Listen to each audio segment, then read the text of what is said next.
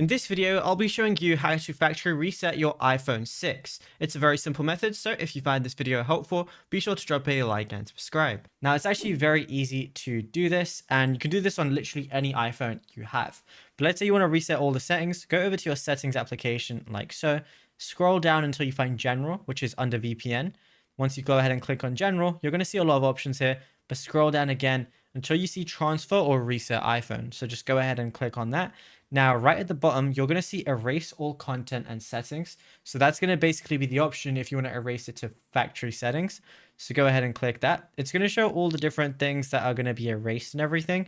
So like your apps and data, Apple account, stuff like that. So just go ahead and press continue if you want to go ahead with that. Just make sure you have a backup of things, or you've saved things that you definitely want to save, because everything will be removed and your phone is going to be as good as new whenever you use the erase all content and settings option. If you don't want to erase everything but only erase some things, you can press reset and choose from this list over here as well. But yeah, it's as simple as that. Now, if you found this video helpful, drop a like and subscribe.